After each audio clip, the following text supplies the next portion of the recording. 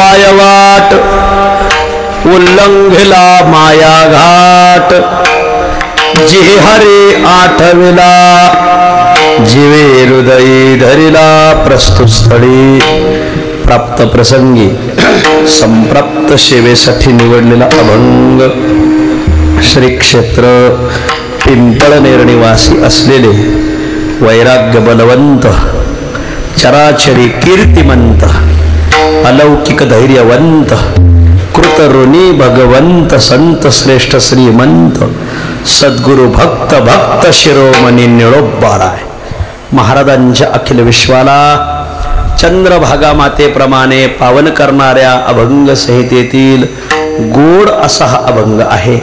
प्रस्तुत अभंगात सद्गुरु भक्त भक्त शिरोमणी निळोबाराय हे आमचे साधू संत मायाघाट उल्लंघून कसे देह घेऊन वैकुंठाला गेले आजच्या अभंगात सांगतात. विठ्ठल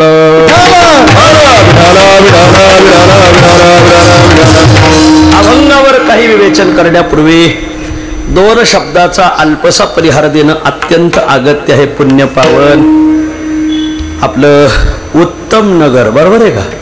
आणि पुण्य पावन उत्तम नगर मध्ये समस्त ग्रामस्थ भजनी मंडळ तथा श्री संत ज्ञानेश्वर प्रासादिक सेवा भजनी मंडळ हनुमान तरुण मंडळ तालीम संघ सर्वांनी आयोजित असलेला आपला हा गेली 26 वर्षापासून चालत आलेला अखंड हरिनाम सप्ताह आणि या सप्ताहामध्ये माझ्या वाट्याला आलेली सेवा आणि या सेवेसाठी गावातील आणि परिसरातील जमलेला सर्व आमचा मातृवर्ग पितृवर्ग गुणीजन गायक वादक कीर्तनकार प्रवचनकार राजकीय पारमार्थिक सामाजिक शैक्षणिक सर्व स्तरावरील मंडळी उपस्थित आहे. तुम्हा सर्वांच्या चरणी मी विनम्र भावाने नमस्कार करतो. आपल्या पुणे जिल्ह्यातील समाजभूषण आदरणीय आपल्या पुणे जिल्ह्याचा स्वर आदरणीय शांताराम महाराज निमन सर्व पाषाण भजनी मंडळ आमचं ज्ञानोबरायाच्या सोहळ्यातील आदर्श दिंडी डांगे पंच दिंडी डांगे पंच मंडळ सगळी मंडळी गोरेकर दिंडी निकम दिंडी नांदेडकर दिंडी ही सगळ्या दिंडीचे वारकरी आज अगत्याने उपस्थित आहेत आणि तुम्हा सर्वांच्या चरणी मी विनम्र भावाने नमस्कार करतो. या गावामध्ये मी अनेक कीर्तनं केलेली आहेत. कीर्तनं तर केली पण कथा सुद्धा केलेली आहे बघा. 7 दिवस इथं मी ज्ञानोबरायाचं चरित्र इथं सांगितलेलं आहे. आदरणीय हरिभक्तीपरायण गुजर दादा आणि दादांनी मोठ्या आग्रहाने म्हातारे लय करारी मला काही सांगायचंय वाचतातच आणि मग दादांनी आग्रहाने माझ्या गळ्यात ही सेवा घातली होती आणि मग त्यावेळेस कथा सांगितली आणि मग मध्ये आधी कीर्तनाचा योग गावातील भजनी मंडळ आणतात. उत्तम नगरचा परमार्थ आदर्श परमार्थ पुण्यामध्ये बोटावर मोजावं अशीच गावं आहेत की जी पारंपरिक परमार्थ करतात. आपली गोरेकर मंडळी आहेऱ्याचं भजनी मंडळ चांगला परमार्थ आहे त्यांचा. पाषाणकर मंडळी आदरणीय अण्णाही बसलेली इथं आणि उत्तम नगर असे बोटावर मोजण्यासारखेच सप्ते पाहण्यासारखे. तिथं बघा ना टाळाला गादी गावगाव टाळ पुढं टाकीते भरोसाच नाही मग टाळकरी बी कीर्तन झालं का कीर्तन टाळ आहे का असं टाकून देतात मग काय काय तर गावगाव गायक गुळ टाळाने फुडीत येत महाराज. अरा काय खाली पायाची पाळी महाराज वा. इथं टाळाला गादी वा सगळ्या टाळकऱ्यांना धोतर महाराज वा. मला आळंदीत कीर्तन करतोय असं वाटतंय महाराज वा. जणू काय माऊलीच्या दारात कीर्तन करतोय. सगळ्या टाळकऱ्याला धोतर. तिथं सूचना द्यायला माणूसच उभा आहे. धोतर नाही बसून घ्या असं सगळ्या टाळकऱ्यांना धोतर आहे. या गावामध्ये तसा माझा धोतराचा एवढा नियम नाही. आमच्या राऊत महाराजांचा नियम ह्या आदरणीय राऊत महाराज म्हणजे एक टाळकरी असला तरी जल पण धोतर पाहिजे. माझा नियम धोतराचा नाही. माझा एवढाच एक नियम आहे काय निदान कापडं घालून या. कापडं घालून आले तरी नाही झालं असो पण नियम चांगला आहे. घातली पाहिजे धोतर वा. आपण नाही जपायचं तर काय मंडईतले भागवान जपतील का? आपणच जपलं पाहिजे महाराज वा. सर्व टाळकऱ्यांना धोतर आहे. विशेष म्हणजे पत्रिका पाहिली का लक्षात येतं सगळे आदर्श कीर्तनकार गावांनी भरलेले आहेत. नाहीतर आता पत्रिका पाहिल्यावर कीर्तन असल्याची भरली जातात. कविता गाणे पवाडे शाहिरी अशा म्हणणाऱ्याची. पत्रिका पाहिल्यावर कळतं की सप्त्याच्या गावाचा गावाच्या कारभाऱ्यांचा, गावाच्या विचाराचा स्तर किती उंचावलेला आहे हे पत्रिका पाहिल्यावर कीर्तन काळाला कळतं. या गावात काय विचाराची माणसं राहतात पत्रिका पाहिल्यावरच कळतं महाराज. वा, आदर्श कीर्तनकारांना बोलवलं. या गावाचा रोजचा नियम, रोज संध्याकाळी 9:30ला सगळी काही मंडळी एकत्र येऊन रोज पहिलं जप करतात संतांचा, आणि रोज ज्ञानेश्वरीच्या 200 ओव्या वाचतात महाराज रोज, आणि बाळक्रीडा रोज वाचतात महाराज. इथं बऱ्याच जणांची बाळक्रीडा पाठ होत आली, बरीच मुलं पारायण आली. आता संध्याकाळी इकडं तिकडं मोबाईलमध्ये गप्पा टप्पा मध्ये वेळ घालण्यापेक्षा आपण, आपल्याला परत जन्म मानवी देह भेटणार नाही. भेटला तर भारतात भेटणार नाही, तुर्कस्थानात भेटल.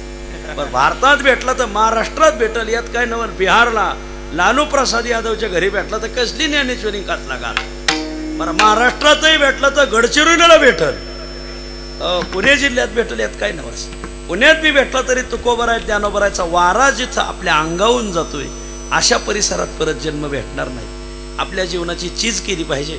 आणि मग गावातली रोज 50-50 माणसं एकत्र येऊन ज्ञानेश्वरीचं रोज पारायण करतात. रोज सप्त्यात पारायण व्हायनात गावगाव. लोक म्हणतात पारायण कॅन्सल केला तर कथाच ठेवली. अरे काय कथा ठेवतो, कीर्तन हे ठेव, पारायण ठेव. वेळोवेळा पारायण नारायण हे करी, भाव धरोनिया वाचित ज्ञानेश्वरी, कृपा करी हरी दयावरी. आणि मग पारायण रोज मंडळी करतात. रोजचं नित्याचं भजन, हरिपाठ, नेमाचं भजन, असं आदर्श गाव.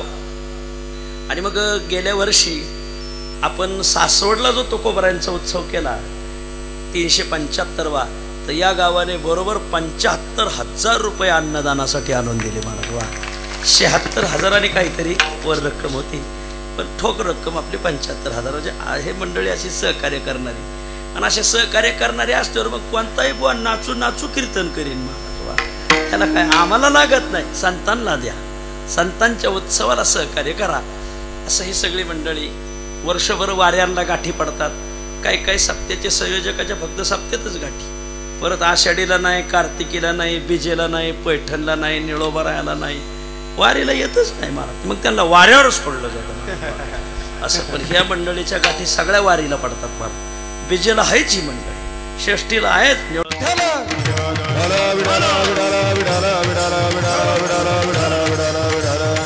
केले पायवाट. आता आम्ही निळोबरायचे वारकरी म्हणलं का निळोबरायचाच अभंग येणार महाराज, वादच नाही. आणि तुकाराम महाराज सांगायचे असतील तर निळोबरायच्याच अभंगातून चांगले सांगता येतात. कारण तुकाराम महाराजाच्या नंतर फक्त निळोबरायचेच अभंग आपण आवडीने गातो. केले पायवाट उल्लंघेला माया घाट, जे हरी आठविला जीवे हृदयी धरिला, जिंकोनिया काळा वरी गेले भूमंडळा, जी हरी आठविला जीवे हृदयी धरिला, निळा म्हणे ब्रह्मेशान पावनी लाविले निशान, जी हरी आठविला जीवे हृदयी धरिला. विठ्ठल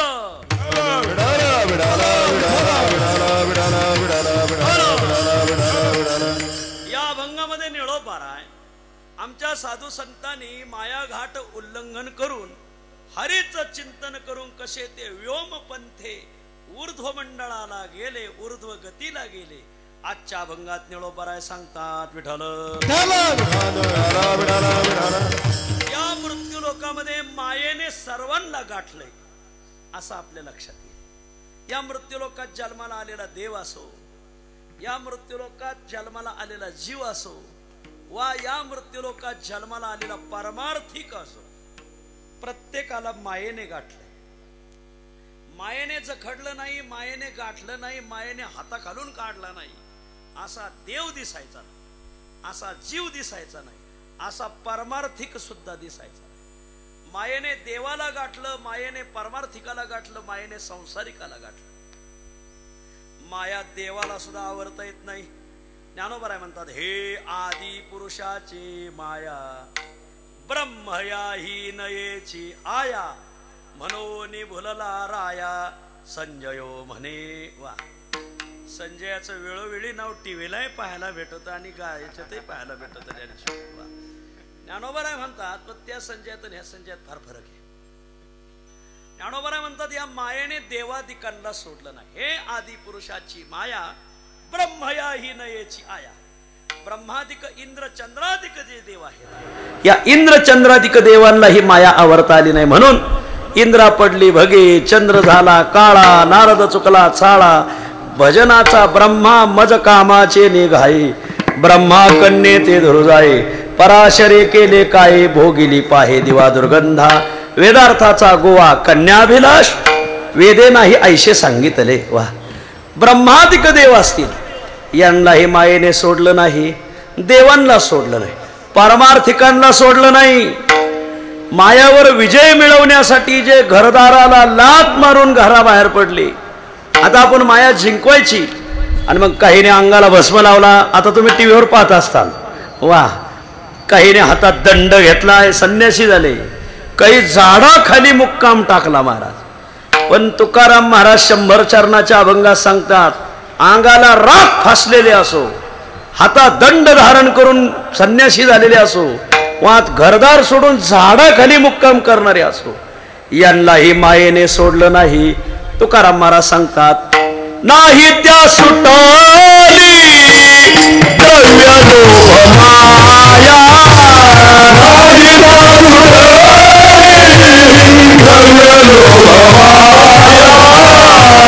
नाही त्या सुटली द्रव्य लोभ माया,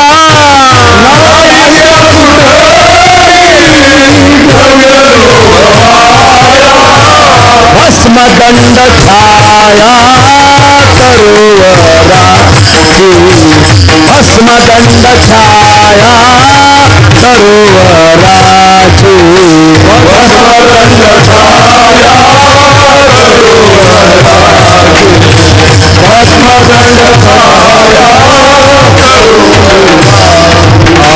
नाही त्या सुटली द्रव्य लोभ माया,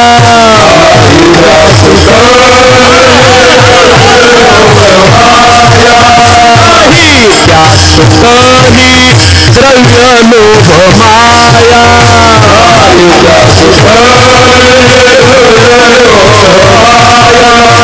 भस्मदंड छाया सरोवराची, भस्मदंड छाया सरोवराची, भस्मदंड छाया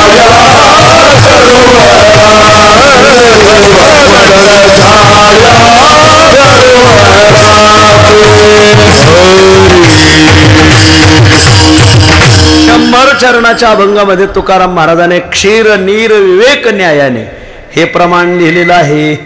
तुकाराम महाराज म्हणतात, भले भले वस्ताद पाहिले, पंडित पाहिले, मोठे मोठी माणसं पाहिली, मायेने गोळसू गोळसू घेतली महाराज. वा, नाही त्या सुटली द्रव्य लोभ माया, त्यांना माया सुटली नाही. कोणाला भस्म, अंगाला भस्म लावलेले. आता काय सांगावं, तुम्ही जरा मोबाईल पहा, आता सध्या हे चालू आहे कुंभमेळा, काय भस्मधारी माणसं दिसतात, पातात भस्म लावणार, बळते डोक्याने गरम, कोणाला हानतीन भरोसाच नाही त्यांचा. भस्म, दंड, हातात दंड संन्यासी, दंडी संन्यासी. पण गादीचा उत्तराधिकारी कोण, याच्यावरून त्या दंडेनेच हाना मार्या महाराज. वा, आपल्या महाराजांचा उत्तराधिकारी कोण, याच्यावरून हाना मार्या. भस्म, दंड छाया तरोवराची. आळंदीमध्ये सिद्ध बेटात एक मनुष्य 3 वर्ष राहिला महाराज. बगलात एक बॅग होती फक्त, 3 वर्ष. ऊन असो, पाऊस असो, वारा असो, झाडाखाली राहायचा. एक गोंगता होता, उन्हाळ्यात खाली आत राहायचा, पावसाळ्यात अंगोर घेऊन राहायचा महाराज. वा, लोक म्हणजे काय फकीर माणूस. वा, फकीर, त्याच्या पिशवीत 3 लाख रुपये होते महाराज. फक्त नाव विचारू नका, माझ्या ओळखीचा आहे तो, अजून काही आळंदीतच राहतोय तो, पण आता त्याने जागा घेऊन स्वतःच्या याच्यात राहतोय. लोक माझ्या काय फकीर आहे, नाही नाही नाही नाही असं. दंड छाया तुरवराची, झाडाच्या सावली खाली राहिले, पण तरीही त्यांना माया सुटली नाही. जीवा देवाला मायेने गाठलं, भल्या भल्या पारमार्थिकाला मायेने गाठलं. आता देवाला मायेने गाठलं, पारमार्थिकाला गाठलं, मग बिड्या फुक्यांना सोडीन होय संसारिकाला. तुम्ही डोक्यातून काढूनच टाका महाराज. याला शास्त्रात कैमुत्तिक न्याय म्हणतात. जिथं मोठे मोठे मल्ल पडले तिथे या खटमल्लचं काय काढायचं महाराज. वा, एकदा वड्याला पूर आला. पूर आल्यावर वड्याच्या अलीकडं शिळी उभी होती. आणि पलीकडून उंट येत होता वडा ओलांडून. एवढं पाणी उंटाच्या मदारीहून चाललं आणि शिळी त्या उंटाला म्हणली उंट दादा कितीक पाणी, माझ्या आळापण्या भिजत्यान का? नवीन पोराला आळापण्या कळणार नाही, ज्याने शेळ्या वळल्या त्यालाच आळापण्या कळा त्यानं. मला उंट दादा कितीक पाणी, माझ्या आळापण्या भिजतील का? उंट म्हणला अगं जिथं माझ्या मदारीहून पाणी चाललंय तिथं तुझ्या आळापण्याची काय कथा? जिथं मायेने देवांना गाठलं, परमार्थिकाला गाठलं, तिथं बिड्या फुक्यांची काय कथा महाराज? प्रत्येकाला माया गाठले, तुम्हा मा संसारिक जीवालाही माया योगे जीव दशी आले ज्ञानोबा राय म्हणतात. विठ्ठल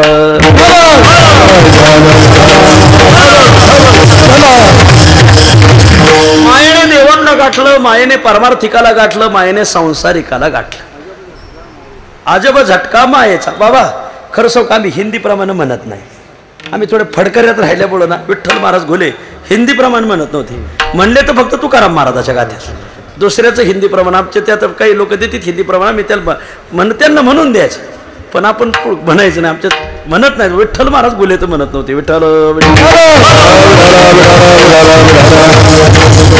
मायेने देवांना सोडलं नाही, मायेने परमार्थिकाला सोडलं नाही, मायेने संसारिकाला सोडलं नाही. याच्यावर शंका. काय शंका? नका का सोडीना माया आम्हाला, त्याने काय होत आहे? अख्ख्या गाव चांगलं राहतं महाराज, फक्त गावात एक डांबरट राहतं. कोण? त्याने काय होतंय म्हणणारा. आज कीर्तनकार येणार नाही असं, त्याने काय होतंय? वा अहो कीर्तनाला लाईट गेली हो, त्याला काय, त्याने काय होतंय? या करू वा. अहो मग त्याला म्हणायचं का तुझ्या मुलीच्या लग्नात जावईच येणार नाही म्हणभर, त्याने काय होतंय? दुसऱ्याच्या घरावर तुळशीपत्र ठेवायचं लय नाद, तर आपल्या घरावर तुळशीपत्र ठेवावं. वा त्याने काय होतंय? कोणी म्हणाल माया जीवाला गाठते, मायाला देवाला गाठते, माया परमार्थिकाला गाठते.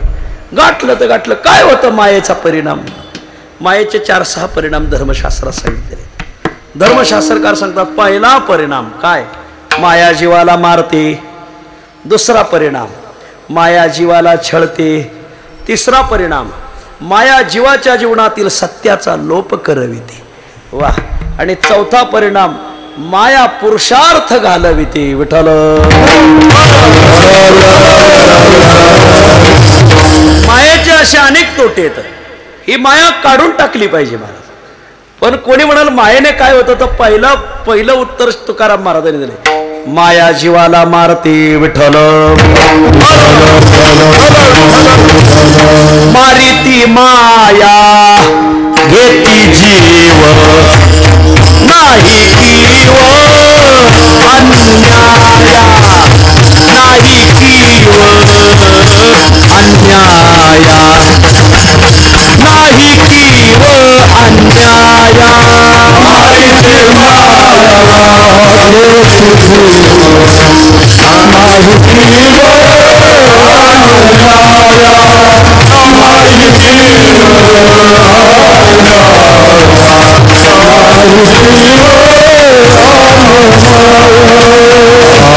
कामे पिढीलो माया बहुमारी नाही दया,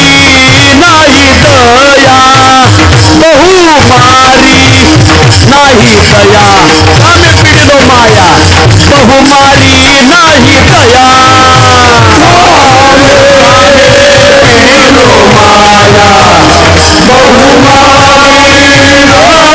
माया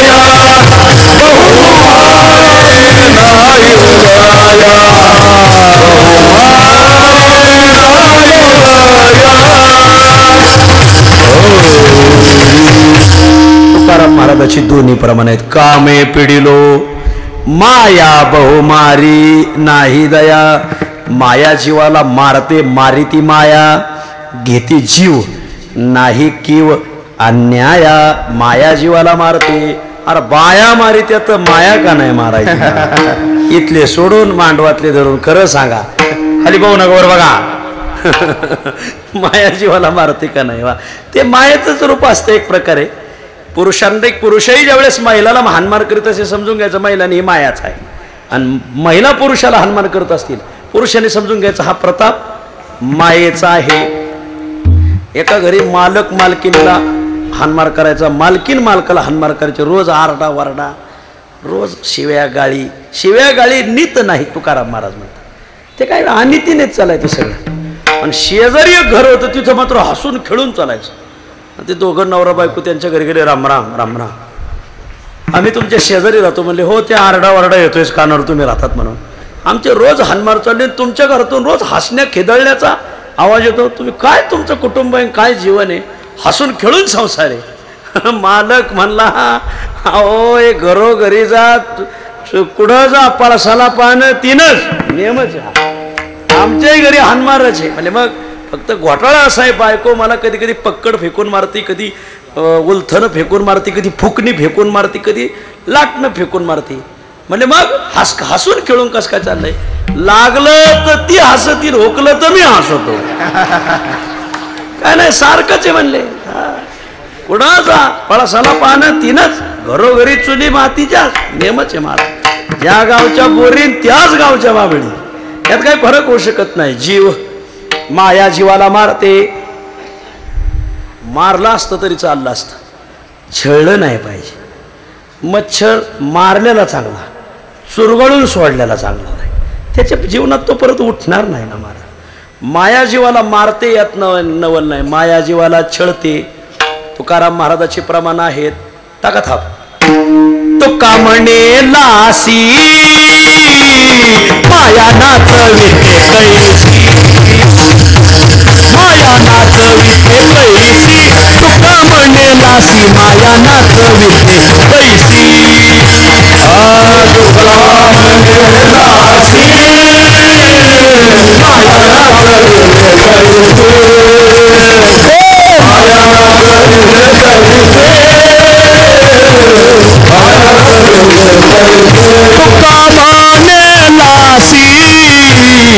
माया नाचविते कैसी, माया नाचविते कैसी, माया नाचविते कैसी.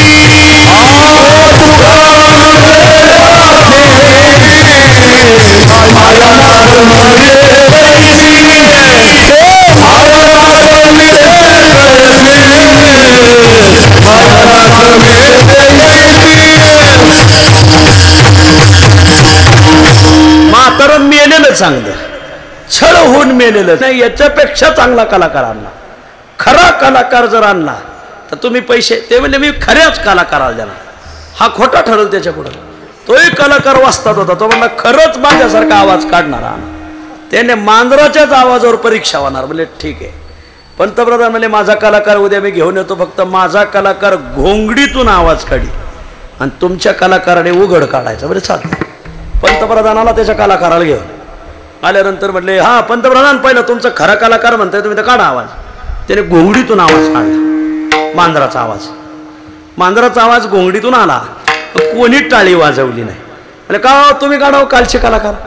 कालच्या कलाकाराने आवाज काढला तर लोकांनी टाळ्या वाजवल्या. राजा म्हणला पंतप्रधान तुम्ही कलाकार आणलाय, तुमच्यापेक्षा ह्याच कलाकाराचा आवाज चांगला आहे. पंतप्रधान म्हणला खरंच लोकांना खऱ्याची किंमत नाही. राजा म्हणला काय झालं, काय झालं. अहो याने तोंडाने आवाज काढलाय, तुम्ही त्याला बक्षीस देताय. म्हणजे मग तू कोण, तुझ्या कलाकाराने कशाने काढलाय. हो म्हणजे हा माणूस आहे. म्हणजे मग तुमचा, म्हणजे काढ रे घोंगडी.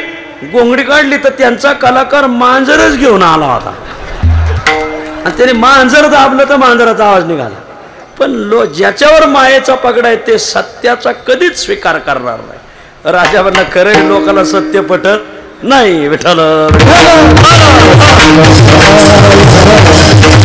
कोणी म्हणेल काय करते माया, माया जीवाला मारते. 2 माया जीवाला छळते. 3 मायेचा पगडा ज्यांच्यावर आहे ती माणसं कधीच सत्याची कास धरत नाही. 4 मायेचा ज्यांच्यावर पगडा आहे ते आपला पुरुषार्थाला मुक्तात. महाराज मायेचा पगडा ज्यांनी दूर झटकावलाय तेच काहीतरी समाजात पुरुषार्थ करून दाखवतात. आणि ज्यांच्या अंगावर मायेचं घोंगड आहे ते पुरुषार्थ करीत आहे. आपल्याच्याने कसं व्हायचं बा, ते काय आपलं काम आहे. फोका बेड्या बेड्या फोका. आता एवढं कसं जुळवून यायचं. बाचा खाली बाचा खाली बाजा. अरे पुरुषार्थी माणूस पाहिजे.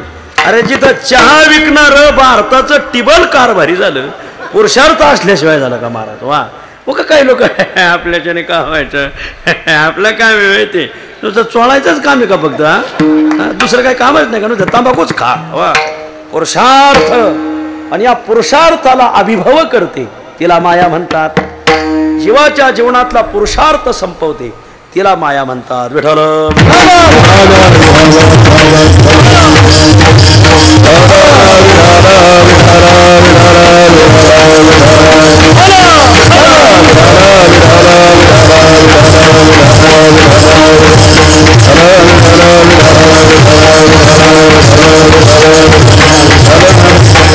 तेराव्या अध्यायामध्ये ज्ञानोबरांनी 2 दृष्टांत दिलेत या उदाहरणासाठी एकदा का मनुष्य मायेच्या अधीन झाला का मग त्याचं तेज संपत त्याचं ओज संपत ज्ञानोबराय उदाहरण देतात का रावो पराधीनो झाला का सिंह रोगे रुंधला तैसा पुरुष प्रकृती आला स्वतेजा मुके वाह ज्ञानोबराय म्हणतात का रावो पराधीनो झाला राजा होता राजा समृद्ध राजा होता पण एका मोठ्या राजाने त्याला हरवलं आणि मग सांगितलं ठीक आहे जीवदान देतो तू आजपासून माझा मांडलिक राजा आणि मग तो मांडलिक राजा झाल्यामुळे आता त्याला पहिला पुरुषार्थ राहिला नाही कारण सम्राट जे सम्राटपण भोगत होता ते आता रसातळाला गेलं मांडलिकत्व आलं वा म्हणजे मागल्या दाराने नगरसेवक घेतले असो असा अर्थ त्याचा समोरून निवडून येऊशी याची ताकद नाही रे पुरुषार्थ संपला वा का रावो पराधीनो झाला पहिला दृष्टांत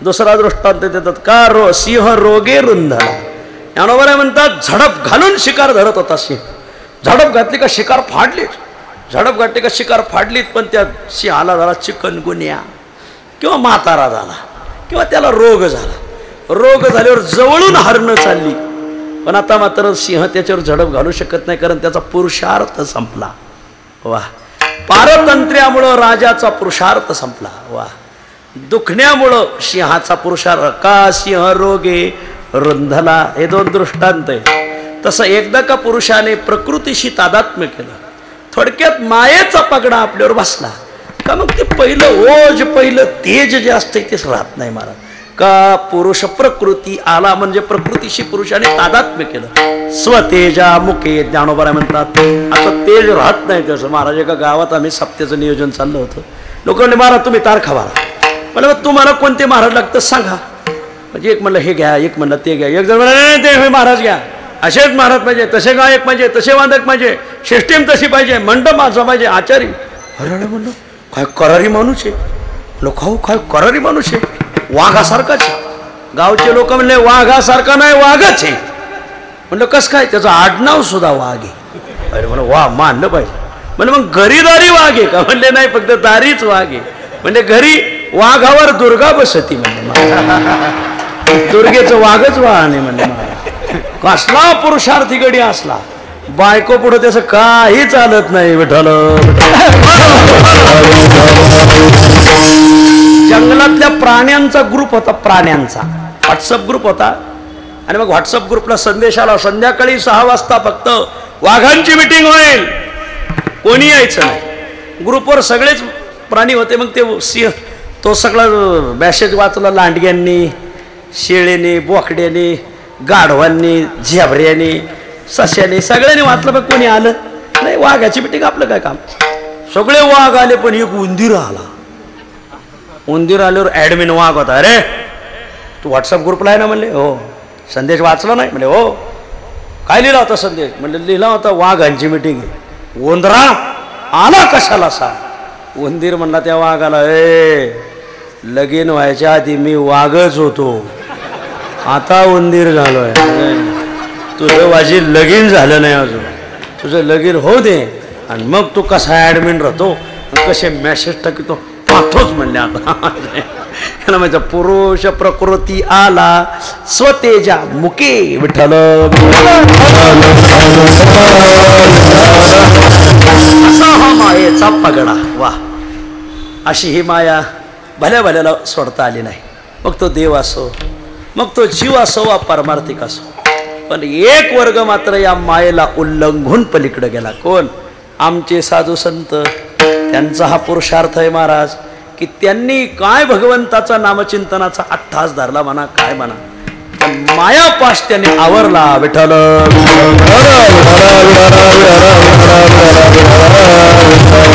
माया जाळ तुटलीन, तेने माया जाळ तुटलीन, माया जाळ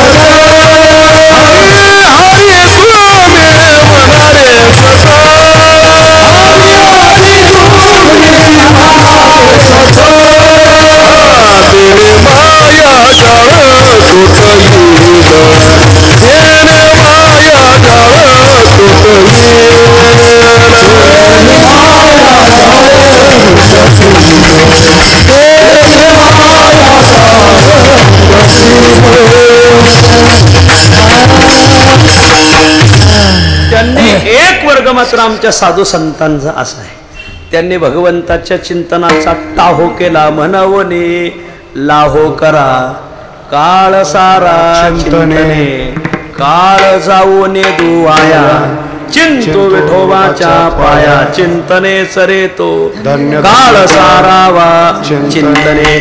त्यांनी भगवंताच्या चिंतनाचा लाहो केला, टाहो फोडला आणि भगवंताच्या चिंतनाने त्यांनी तेने माया जाळ तुटईल. तुका म्हणे माया होय दासी लागे पाया, होय दासी लागे पाया, होय दासी लागे पाया.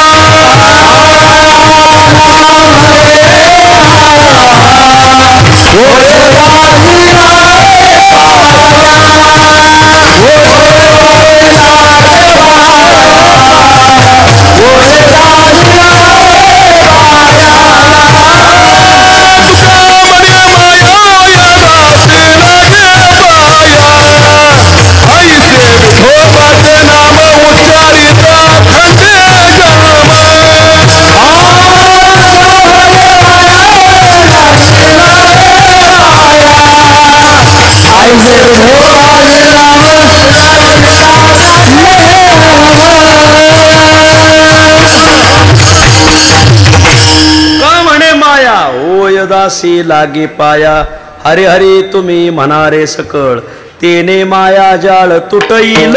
असा पाठ आहे. वा, संतांनी भगवंतांचं भगवत चिंतन करून नामाचा टाहो फोडून नामाचा अट्टहास करून काय केलं, केले पायवाट उल्लंघिला माया घाट. त्यांनी पहिला माया घाट उल्लंघिला. जो मायेचा घाट होता तो मायेचा घाट उल्लंघिला. हा घाट सामान्य नाही. इथं कामक्रोधाची सावज आहेत, वा आशा तृष्णेची वळणं आहेत, वा विकारांचं जंगल आहे, वा उर्मीच्या दर्या आहेत, वा लय कठीण घाट आहे. ह्याच्या सगळ्या दर्या उर्मीने भरलेल्या आहेत, सगळी विकारांची जंगलं आहेत, कामक्रोधाधिकाचे वळसे आहेत, अनेक प्रकारचा हा घाट. पण आमच्या संतांनी मात्र स्वतः उल्लंघिला माया घाट. वा, आणखीन एक असा अभंग आहे, तू निळो भरायचा, भवसिंधू त्या पायवाट माया घाट उतरले, असा एक अभंग आहे. मी तोच घेणार होतो पण सारखेच येतं असं. माया घाट उतरले, इथं उल्लंघिला माया घाट. ठीक आहे, ते स्वतः माया घाट उल्लंघून गेले. मागच्यांसाठी काय केलं, आप तरे त्या की कोण बराई, और नको भलो नाम धराई. अरे तुम्ही तर याचा काय पुरुषार्थ, मागच्यांसाठी काय केलं हे सांगा ना. वा, जशी आमची सौभाग्यवती माऊली स्वयंपाक स्वतः करते, स्वतः तर जेवते पण अख्खं घर जेव घालत. वा, तसं साधू संत मंडळी तुम्ही माया घाट उल्लंघून गेले, पण मागच्यांसाठी काय केलं, तर मागच्यांसाठी ही पायवाट करून ठेवले. केले पायवाट, त्यांनी मोकळी अशी पायवाट केली. तो का म्हणे सोपी केली पायवाट, करावया भवसागर रे. संतांनी केले पायवाट. चार प्रकारची वाट आहे संतांची. संतांची वाट स्वल्प, संतांची वाट सोपी, संतांची वाट गोमटी, संतांची वाट नीट, असे 4 विशेषण आहेत वाटेला. संतांची वाट स्वल्प आहे, स्वल्प स्वल्प वाटे चला जाऊ. संतांचा मार्ग हा स्वल्प असतो, स्वल्प. एकदा परतीच्या वारीला मी पहिल्याच वर्षी आलो होतो, 2000 सालची गोष्ट असेल. आणि दत्तोबा म्हणून एक वारकरी होता सासवडचा, बऱ्याच जणांना माहिती असेल. दत्तोबा सासवड आपल्या कारभाऱ्यात राहायचा दत्तोबा. आणि आपलं निरेचं परतीला माऊली निरेला आली आणि त्याने सांगितलं पुरणपोळ्या केलेल्या आता आमच्याबरोबर जेवायला चला.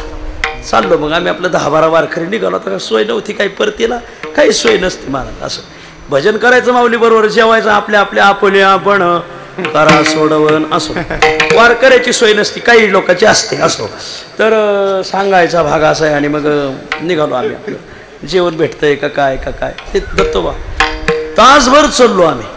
दत्तोबा कुठं जेवण आहे? ह्या काय इथे परत 15 मिनिटं चालू. अहो दत्तोबा कुठे जेवण? हे काय इथे? आता काय करा महाराज. आम्हाला सकाळी आम्ही 10ला चालायला लागलेलो, आम्हाला जेवण त्यांनी 1ला दिलं महाराज.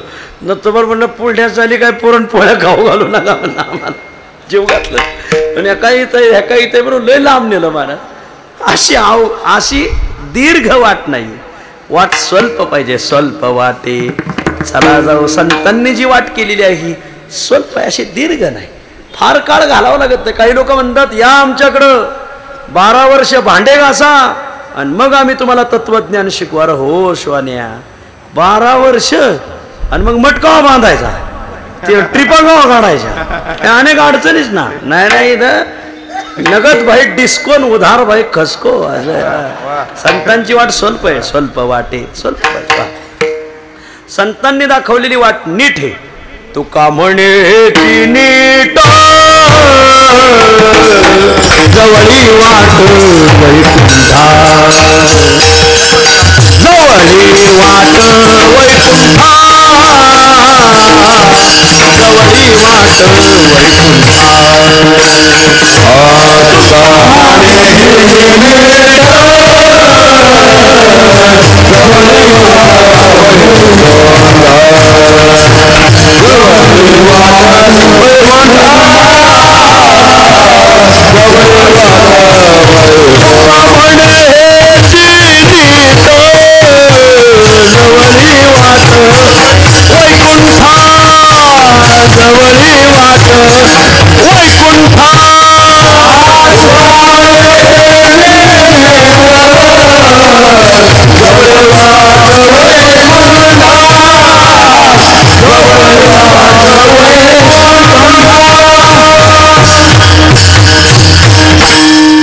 पाहुणा गावात येतो का त्या हरिभाऊचं घर, हरिभाऊचं एक असं समोर जा, मग पुढं तुम्ही तुमच्या उजव्या हाताला वळा. बरं हा तिथे का? नाही तिथून डाव्या हाताला वळायचं. मग पुढं पिंपळ लागल, मग पिंपळा खाली का? नाही त्या पिंपळापासून असं वर बघायचं, वड लागल. वडा खाली होय? नाही त्या वडा खालून खाली गेलं का अशी मोठी जांभळ दिसल. मग आणि तिथं विचारा हरिभाऊचं घर कोणतं, आता काय करावं म्हणजे सापडत नाही मला. अरे जरा नीट सांगा, इकडं वळ तिकडं वळ तिकडं वळ. संतांनी दाखवलेली वाट नीट आहे, संतांनी दाखवलेली वाट स्वल्प आहे, संतांनी दाखवलेली वाट नीट आहे, संतांनी दाखवलेली वाट सोपी आहे. तुका म्हणे सोपी केली पाय वाट, सोपा असावा. काही माणसं चाली एवढ्या अवघड म्हणतात महाराज.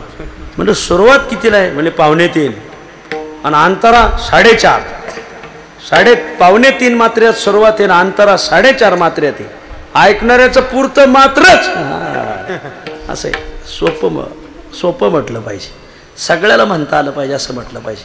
आम्ही बी अवघड आम्ही बी वसवलेलं आहे महाराज. काही इतक्या अवघड चाली म्हणतात आणि मागच्या माणसाला म्हणता नाही आलं का मग ते लोकांच्या लक्षात येते हे भावळटी. अरे तुका म्हणे जना सकळा सहित घेऊ अखंडित नित्य सुख. हे बघा ह्या वारकरी संप्रदायाचं पुण्य असं आहे, तुम्ही गाव बदलून दुसऱ्या गावात जा, तुम्हाला नवीन चाली ऐकायला भेटतात. तिसऱ्या गावात जा, तुम्ही कुठेही जा महाराज, आम्ही तर इतके फिरलोत ना, नवीन ठेवणी ऐकायला भेटतात बा. आणि म्हणून मग तिथल्या ठेवणी आपल्याला येतीलच असं कळणार. आपल्या ठेवणी त्यांना कळतीलच असं नाही. पण अशा वेळी काय करता यायचं, थोडं सरळ म्हणण्यावर जोर देत जायचा मला, सरळ. मंदिरात गाथा भजन होतं, कारभारी थकले होते, पुढं बसले होते आणि मग माऊलीचा अभंग म्हणत असतात. आणि मग कारभाऱ्याने एका ते महाराज माझ्या डोळ्यापुढे येतो हा प्रसंग, कारण मी टाळ घेऊन होतो गाथा भजनाला.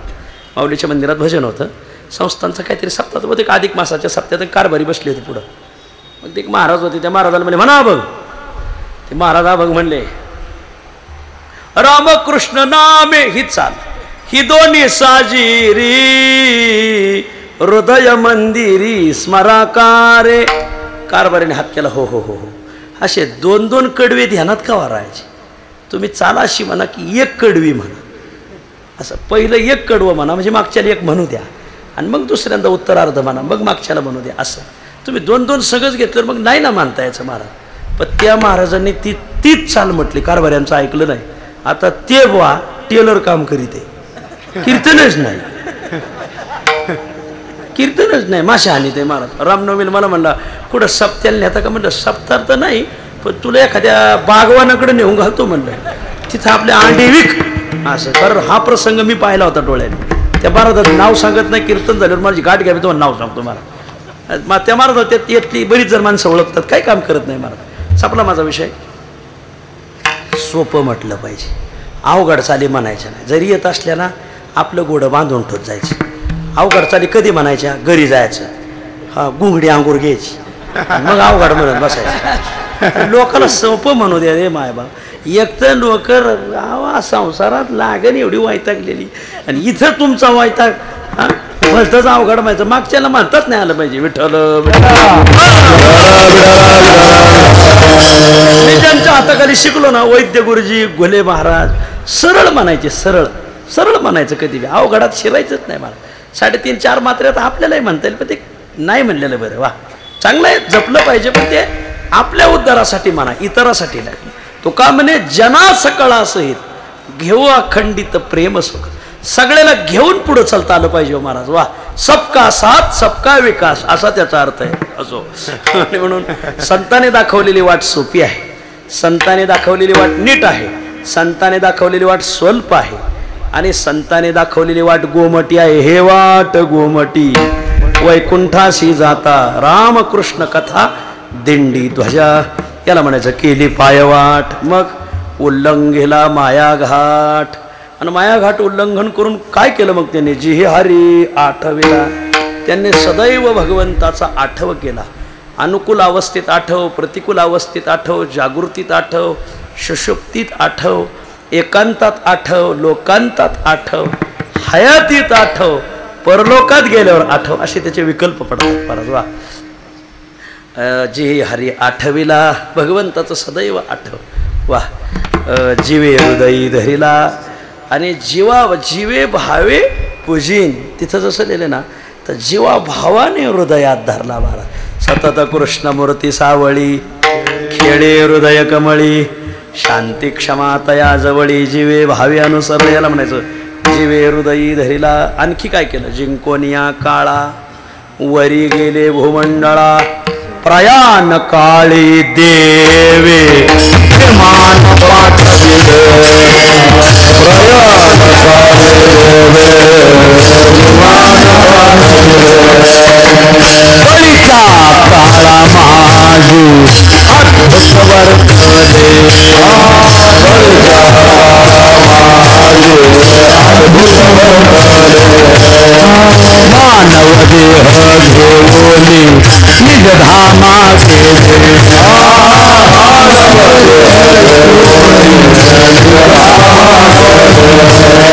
निळा म्हणे सकळ संता तोषविले, जय जयाजी सद्गुरु स्वामी कया दातारा, जय जयाजी सद्गुरु स्वामी कया दातारा.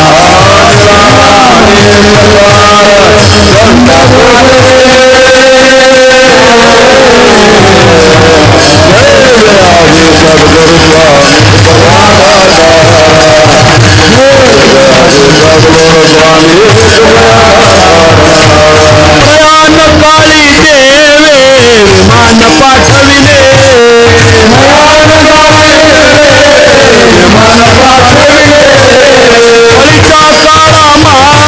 अद्भुत वर्तले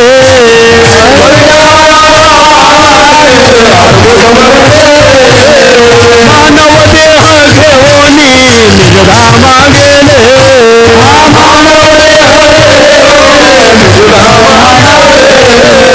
रामने सकळ संता तो